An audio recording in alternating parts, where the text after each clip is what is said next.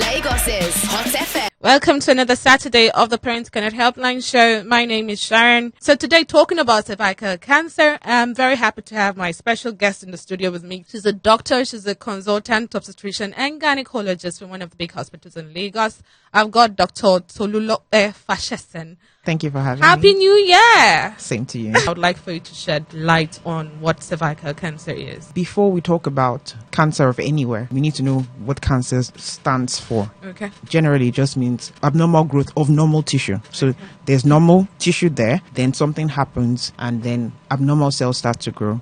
And then that leads to a problem. Any part of the body can develop cancer. But today, the focus is on cervical cancer. Yeah. So where's the cervix? We call it like the gateway or the entry to the womb. It's just the lower bit of the womb or uterus in medical terminology. It's on top of the vagina. So you need to gain access into the vagina in order to see where the cervix is. That's the location we're talking about. Cervical cancer is one of the commonest cancers causing deaths in women, particularly in Nigeria. It's the most common genital cancer, and it's the second commonest cause of death, second to breast cancer. Yeah, how does it come about? The cervix that we have talked about, which is the lower bit of the uterus, has two types of cells. One on the outer surface, when you're just looking at it directly, and then a second type, which is in the inner aspect, which secretes some mucus. The vagina doesn't secrete anything. It's from the cervix that you get all the secretions, all the lubrications that we have from the vagina. And from those two areas, you can have cervical cancer. The junction where they meet, you can have cervical cancer occurring there. Are there complications associated with cervical cancer? Yes, if a person does have cervical cancer, it will affect the quality of life. There are symptoms and signs that the person manifests before the person realizes. Oftentimes, that's what we have in low and middle income countries, which Nigeria is one of. So it's oftentimes patients would develop symptoms, and by the time she's identifying something, oftentimes it would have already become the advanced form of the disease, and in such cases there would be complications from the advancement of it would have spread to organs close to the cervix, maybe into the vagina, to the bladder, that's the organ that collects urine, and to other parts of the body. Now that you said there are some signs and symptoms, I'd like for you to talk about those signs and symptoms. Okay. What are they? For symptoms, the patient can come with complaints of an abnormal discharge from the vagina. 2, abnormal bleeding. First sort is, she's having intercourse with her husband and then she's bleeding. We call that after sex bleeding. That's abnormal. She could have bleeding in between her menstruation. That's not normal. You should just bleed for your regular cycle length. So can someone be asymptomatic, like you don't even know you have cervical cancer? Absolutely. There are no signs, no signs, nothing. Please talk to us a little bit about that. So that's it. It's until it gets advanced, that's when the disease has eaten into the cervix, it has gone deep into the tissue, that's when symptoms begin to present. So patients are not aware.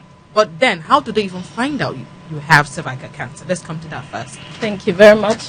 I'm going to go from the preventive point of view, because I'm a preventive health doctor. Okay. And usually we do not wish you to get the cancer before we start running all over the place. So what we do is we ask the women, just like Doctor has said, to have regular screenings. Okay. So as soon as a lady has had sex, we ask her to start having her cervical screenings. Okay. Because I don't know what I meant, but the necessary cause of cervical cancer is sex. And I'll break it down. Once a woman has had sex, she's been exposed to human papillomavirus. Okay. So every man has human papillomavirus, and then different strains, different variants. So once a lady has had sex, she's already in that zone. What it simply means is that every woman is at risk of this cancer. Okay, so once she has started to screen, from whatever age she started to have sex, then if and when we find abnormal cells, they are treatable. So we treat them with cryotherapy, and then we've removed her from that zone, meaning we've saved the woman. So when you catch her early, you treat her and she's good. But when it continues, that's when the symptoms we've talked about will come up. And that is what we really do not want women to get to. It's almost certain that you would have HPV to have cervical cancer. Okay. But then it is not everybody who has HPV that goes on to have cervical cancer. Okay. Certainly. Young women and people who have good immune system are able to clear this infection from their system. Good evening. My name is Asade. I'm calling for Ikoyi. I want you to please explain one thing about a fibroid for me, please. Okay, go ahead. because I've once operated for fibroid, and since then, no issue, and it's like I'm still having that the same symptom as if I go on my own. So it's just making me uncomfortable in my life, honestly, and I don't know what to do. And one month, maybe you are together with your partner, you are not feeling anything at all, as if you don't have any emotional and regular pains when you are together with your partner. So that's just. What I would honestly suggest is that you need to get to a hospital. Please, you need to go for assessment so that we can identify, or it can be what your exact problem is can be identified, and then treatment can be preferred. Then the other comment or question you had was about, it sounds like low sex drive.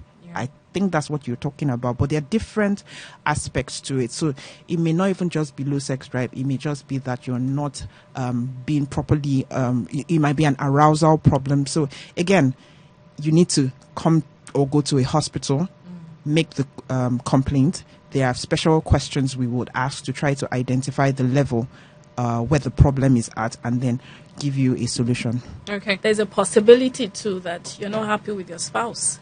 Okay. If you're having emotional, back and forth with your spouse, you definitely will not be open to sex. Okay. And you may be having other issues, not necessarily him too, but other issues that are bothering on your mind. So certainly those things can also affect you. One thing I would say too is that possibly you're also worried about your condition.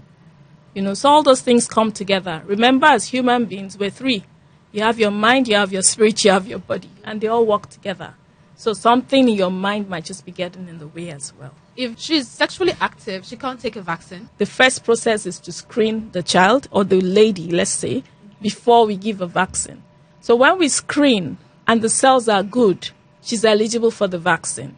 When we screen, the cells are abnormal, she's supposed to treat first before she starts the vaccine. Okay. So that's the process. Okay. So talking about this vaccine now, how often does one take it? It's a one-off. One-off? Yeah. Throughout your lifetime? Oh, yeah. I took mine 13 years ago, or thereabouts. Okay. Yeah. I think you mean one of no need for booster dose, Yes. but you need 3 doses if you are 3 shots. If you're over 15, 6 months. that you have completed your schedule, your immunization with the vaccine does not say that you cannot have cervical cancer, because we have just talked about there have been different types, subtypes of it. So yes, you are protected against those ones, but you can still develop cervical cancer. So that's why you need to continue screening. Lagos's Hot FM.